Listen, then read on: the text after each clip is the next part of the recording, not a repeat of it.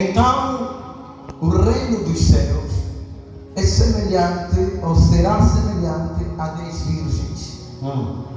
Para quem é solteiro, essa palavra soa bem. A 10 virgens que, tomando as suas lâmpadas, saíram ao encontro do esposo. E 5 delas eram prudentes e 5 loucas. As loucas, tomando as suas lâmpadas, não levaram azeite consigo. Mas as prudentes levaram azeite nas suas vasilhas com as suas lâmpadas. E tardando o esposo, tosquenejaram todas e adormeceram. Diga comigo, adormeceram. Mais forte, adormeceram. Mas à meia-noite ouviu-se um clamor. Aí veio o esposo. Saíram ao encontro. Então todas aquelas virgens se levantaram e prepararam suas lâmpadas. E as loucas disseram às prudentes: dai-nos do vosso azeite, porque as nossas lâmpadas se apagam. Mas as prudentes responderam dizendo: não seja, caso nos falte a nós e a vós, ide antes aos que vendem e comprai para vós. E tendo elas ido comprá-lo, chegou o esposo, e as que estavam preparadas entraram com ele para as bodas, e fechou-se a porta. Fechou-se a porta. E depois chegaram também as outras virgens, dizendo: Senhor, Senhor, abre-nos. E ele respondendo disse: em verdade vos digo que não vos conheço. Vigiai, pois, porque não sabeis o dia nem a hora em que o Filho do Homem há de vir. Palavra do Senhor. Inclina a tua cabeça. Terminamos, queridos irmãos.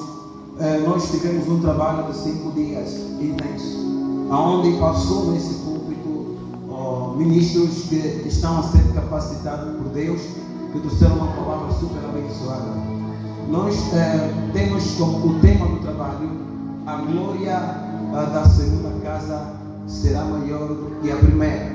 O livro de Ageu é um livro que relata sobre este tema. O profeta Ageu, a profetizar, fala sobre a glória do novo templo em relação à glória do antigo templo. Sempre que Deus ele manda fazer algo novo, ele acrescenta sempre alguma coisa que não tinha no modelo anterior. E assim também é o que acontece com a vida da igreja, a vida dos crentes. Eu referi-me que o modelo que nós temos como igreja é o modelo do Antigo Testamento. O modelo da igreja, ela é um modelo do templo de Salomão. Salomão, quando construiu aquele templo, ele construiu baseado em uma visão que Deus deu. Mas Salomão foi a pessoa que preparou o instrumento, foi Davi, porque Davi, sendo o pai de Salomão, ele preparou o material.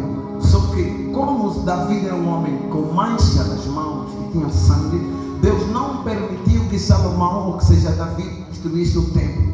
Porque o templo de Deus é um lugar de paz, um lugar de harmonia, um lugar de tranquilidade. Deus disse: não podes construir o meu templo, e prepara o teu filho para ele poder edificar a minha casa. Então, o templo foi construído. Aquele templo, ele foi um modelo de como será a igreja do Senhor. Amém?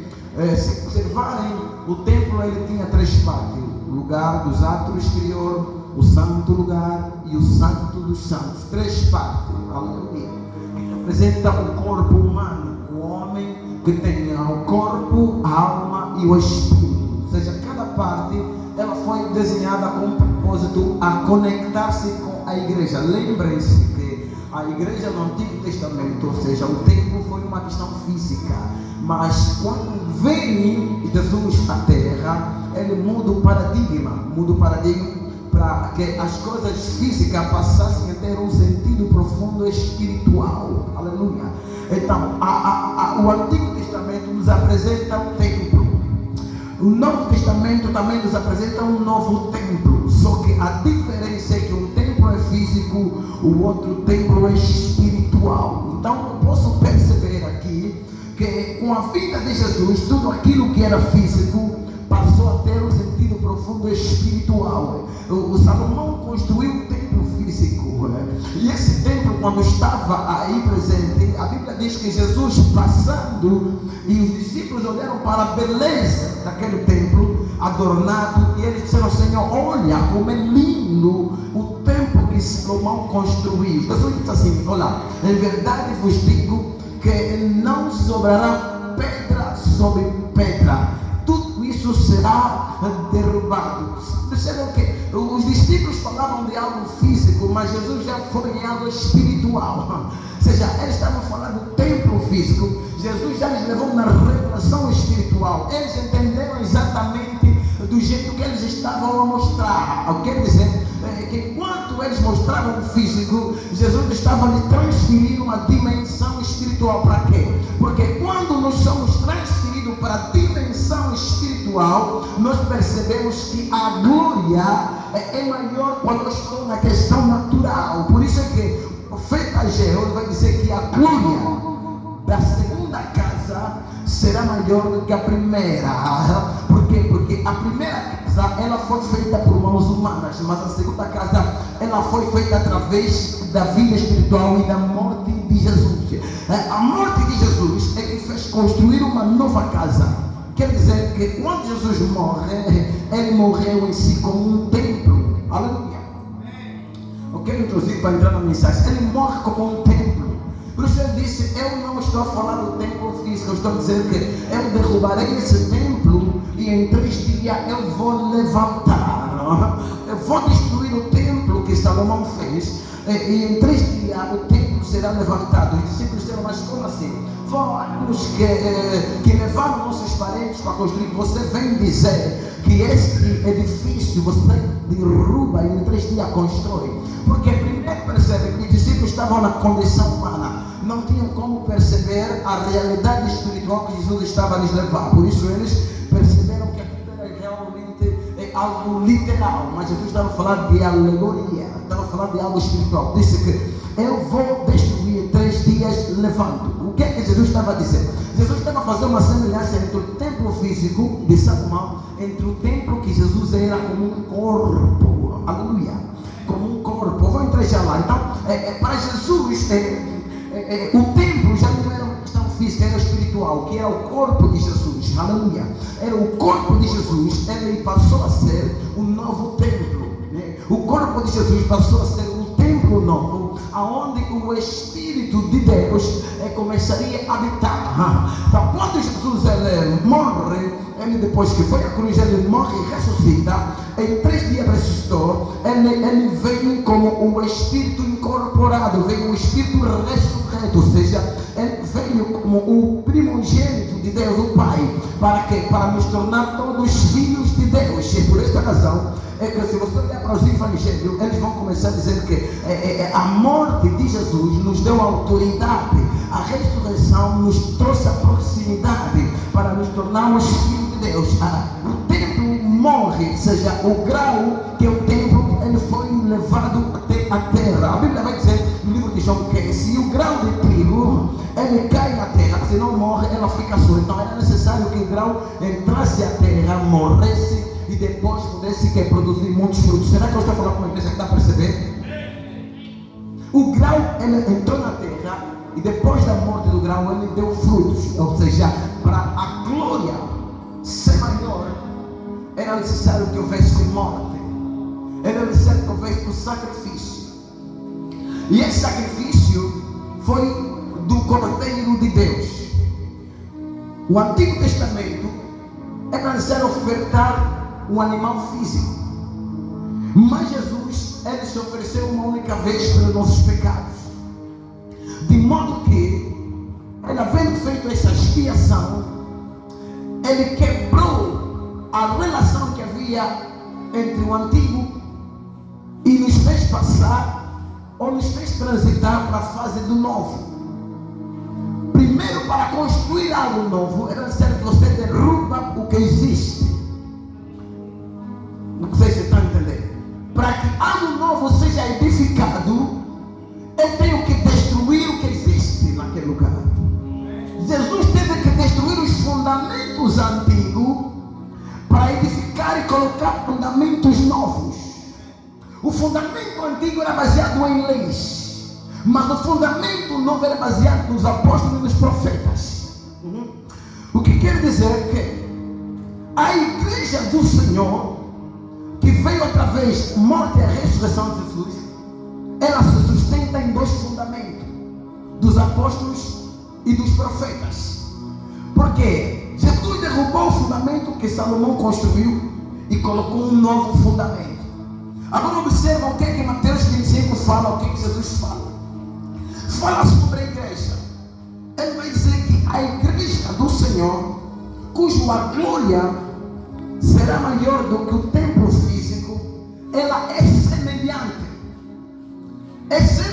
ao reino dos céus. Ela é igual ao reino dos céus. Não disse que é o reino dos céus, disse que é igual ao reino dos céus. Se você perceber, vai dar conta que a igreja, ela é parecida ao reino dos céus. E o reino dos céus é a manifestação da presença de Deus na terra. Quando Deus colocou o primeiro casal, aquele espaço chamado Éden tinha a manifestação da presença de Deus. E aquele lugar pode ser chamado de a porção do reino de Deus. É um espaço pequeno aonde Deus se manifesta. O que quer dizer com isso? Que a igreja está no meio do mundo, mas ela é um lugar pequeno aonde Deus manifesta. Acho que você não está entendendo. Vou explicar bem. A igreja é o único lugar que é semelhante ao reino de Deus, aonde tem a presença de Deus. O mundo é grande. Deus não se manifesta no mundo inteiro. Tem um lugar específico onde Ele derrama a sua presença. E essa presença é a semelhança do seu reino. Para Deus descer, Ele tem que ver algo parecido com aquilo que é o modelo dos céus. Então Jesus vai dizer que a igreja, ela é semelhante ao reino dos céus. Quer dizer, não é o reino, mas é semelhante. Onde a igreja está, a glória também está. Onde a presença de Deus está, é porque a igreja está.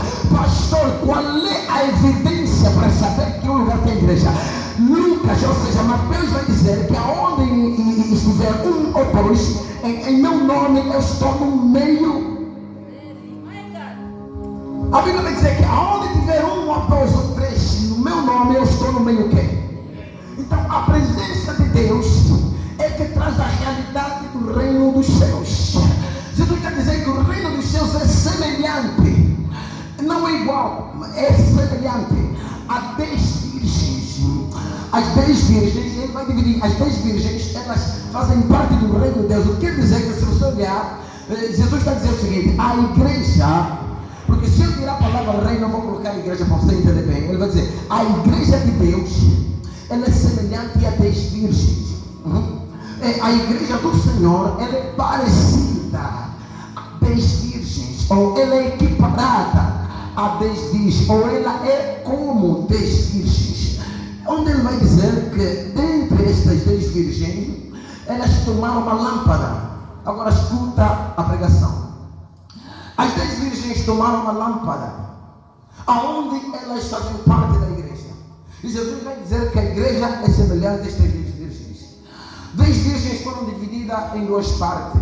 Ele vai dizer 5 eram prudentes e 5 eram nécias. 5 eram prudentes. Quer dizer, a mão direita tinha 5 virgens, a mão esquerda tinha 5 virgens. E essas 5 unidas fazem parte da igreja. A igreja não é um lugar físico, mas é um lugar espiritual.